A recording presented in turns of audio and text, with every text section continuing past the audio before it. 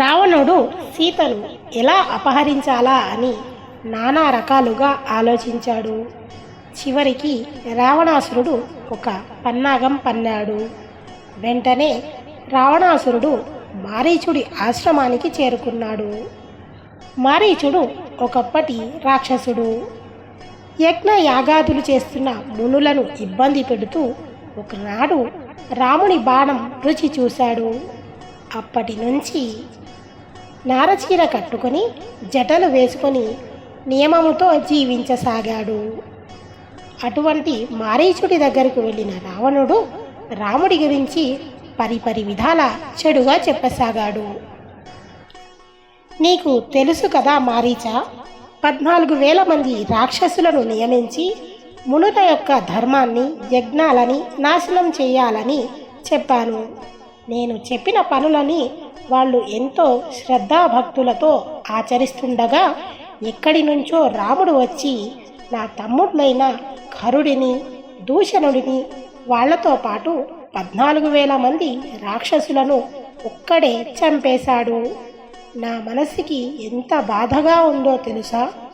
రాముడు చెడ్డవాడు, కర్కశుడు, అన్ని ప్రాణములను భయపెట్టేవాడు. అందుకే దశరథుడికి అసహ్యం వేసి రాముడిని అరణ్యాలకి వెళ్ళగొట్టాడు. ఏ పాపం ఎరుగని తల్లి నా చెల్లి శూర్పణఖ ముక్కు చెవులు కోసేశాడు. నన్ను ఇంత బాధ పెట్టిన రాముడిని బాధ పెట్టడానికి ఆయన భార్య అయిన సీతను అపహరించి తీసుకొద్దామని అనుకుంటున్నాను. రాముడితో యుద్ధం చేసి సీతని తీసుకురావడం అనేది చాలా కష్టంతో కూడుకున్న పని. అందుకని ఏ యుద్ధము చేయకుండా పని జరిగిపోయే ఉపాయం ఒకటి నేను ఆలోచించాను. ఇప్పుడు అది నీకు చెబుతాను, విను. నీకు సమస్త మాయలు తెలుసు కనుక నువ్వు బంగారు లేడిగా మారిపో.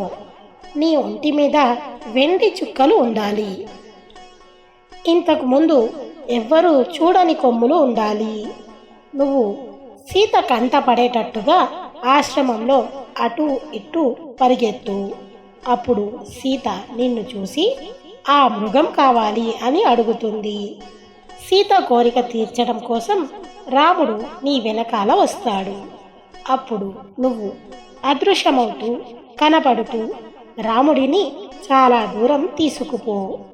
అలా దూరం వెళ్ళాక హా సీత, హా లక్ష్మణ అని రాముడి కంఠంతో అరువు. రాముడికి కష్టం వచ్చిందనుకొని సీత లక్ష్మణుడిని పంపిస్తుంది. అప్పుడు నేను వెళ్ళి సీతని ఎత్తుకొచ్చేస్తాను. అందుకని నువ్వు బంగారు జింకగా మారిపో అన్నాడు రావణుడు. ఇదంతా విన్న మారీచుడు రావణుడితో, రావణ, నువ్వు ఇప్పటిదాకా రాముడి గురించి చెప్పినవన్నీ అబద్ధాలు. రాముడు మహాధర్మాత్ముడు. మహేంద్రుడికి వరుణుడికి ఎలాంటి పరాక్రమం ఉంటుందో రాముడికి అలాంటి పరాక్రమం ఉంది. అందరూ వచ్చి రాజ్యం తీసుకో అని అడిగిన తన తండ్రిని సత్యమునందు నిలబెట్టడం కోసమని రాముడు అరణ్యాలకి వచ్చాడు. నీ మాటలు వింటుంటే నాకు ఒక అనుమానం వస్తుంది. సీతమ్మ మానవ స్త్రీ కాదు. నిన్ను చంపడానికని, రాక్షస కులాన్ని నాశనం చేయటానికని భూమి మీదకి వచ్చిన దేవతా స్త్రీ. నీకు పుట్టిన ఈ నీచమైన కోరిక వలన నువ్వు నశించిపోతావు. నీతో పాటుగా లంకా పట్టణం నశించిపోతుంది. రాక్షసులందరూ భూమి మీద పడి నశించిపోతారు. నువ్వు రాజువి. ఇంత చపల బుద్ధితో ఉండకూడదు. రాముడు అంటే ఎవరనుకున్నావు? ప్రపంచంలో ఉన్న ధర్మాన్ని తీసుకొచ్చి ఒకచోట పోసి దానికి ప్రాణం పోస్తే ఆయనే రాముడు. సత్యమే పరాక్రమముగా కలిగినవాడు. రాముడు ఈ లోకములన్నిటికీ రాజు. అటువంటి రాముడి జోలికి వెళితే నువ్వు నాశనమైపోతావు. నీకు రాజ్యం ఉంది. నిన్ను కామించిన భార్యలు కొన్ని వేల మంది ఉన్నారు. నువ్వు వాళ్లతో హాయిగా జీవితాన్ని గడపాలి అనుకుంటే రాముడి గురించి ఆలోచించడం మానుకో. నీకు ఒక విషయం చెబుతాను, గుర్తుపెట్టుకో. ఒకప్పుడు నేను కూడా వరగర్వంతో మదించి ఉండేవాడిని. ఆ సమయంలో విశ్వామిత్రుడంతటి వాడు యాగం చేస్తుంటే నేను ఆ యాగాన్ని ధ్వంసం చేశాను. అప్పుడు విశ్వామిత్రుడు అయోధ్య నుంచి రాముడిని లక్ష్మణుడిని తీసుకుని వచ్చాడు. అప్పుడు వాళ్ళిద్దరూ యాగం చుట్టూ తిరుగుతూ ఆ యాగాన్ని రక్షిస్తున్నారు. అప్పుడు నాకు కూడా నీకు ఉన్నంత గర్వం ఉండేది. బాలచంద్రుడి వంటి ముఖంతో ఉన్న ఆ రాముడు నన్ను ఏం చేస్తాడులే అని నేను ఆ యాగగుండంలో రక్తాన్ని వర్షించాను. అప్పుడు రాముడు నన్ను ఒక బాణం పెట్టి కొడితే నేను 100 యోజనముల అవతల సముద్రంలో పడిపోయాను. కొంతకాలానికి నాకు తెలివి వచ్చింది.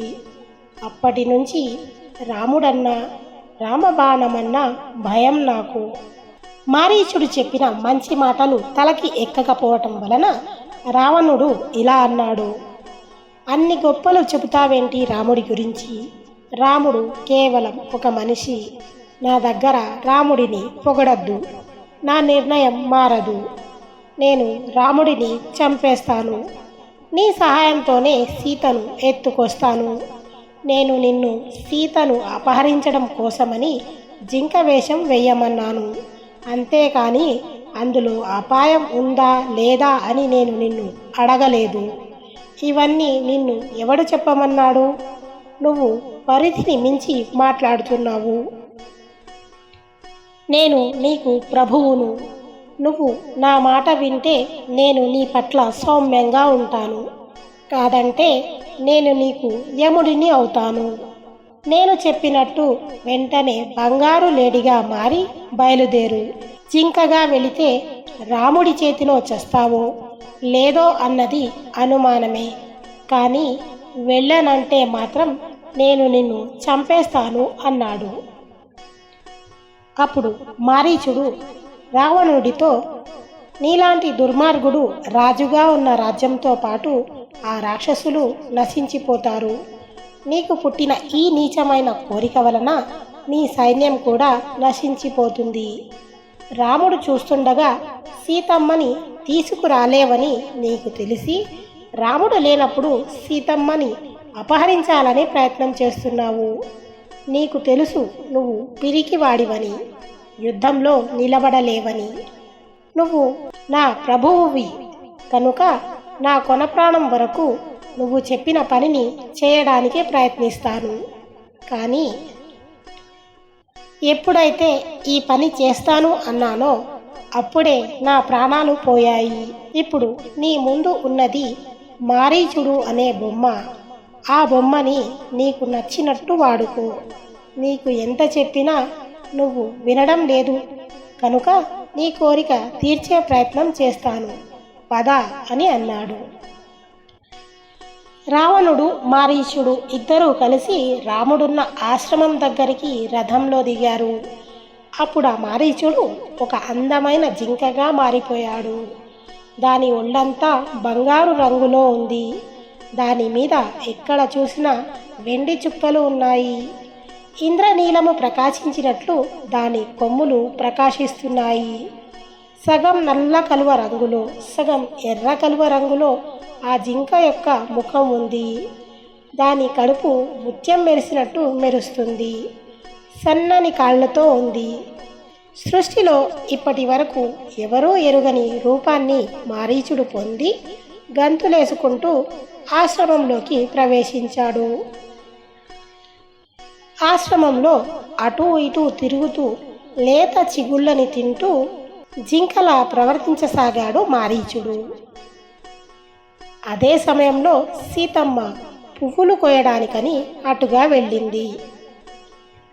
సీతమ్మ పువ్వులు కోస్తుంటే ఆవిడకి ఎదురుగా వచ్చి నిలబడ్డాడు మారీచుడు జింక రూపంలో. ఆ బంగారు జింకని చూసిన సీతమ్మ ఎంతగానో ముచ్చట పడిపోయింది. మరి ఆ తర్వాత ఏం జరిగింది అన్నది మనం నెక్స్ట్ ఎపిసోడ్లో మాట్లాడుకుందాం. మన ప్రాచీన కథలు, గ్రంథాలు, పురాణాలు, ఇతిహాసాల వంటివి అందరికీ అందుబాటులో ఉండాలనే ప్రయత్నంలో ఈ కథలను వీడియో రూపంలో చేస్తున్నాను. నచ్చితే తప్పకుండా లైక్ చేయండి. దాని ద్వారా అందరికీ ఈ వీడియో చేరుతుంది. వీడియో నచ్చితే లైక్ చేయండి, షేర్ చేయండి, సబ్స్క్రైబ్ చేసుకోవడం మర్చిపోకండి.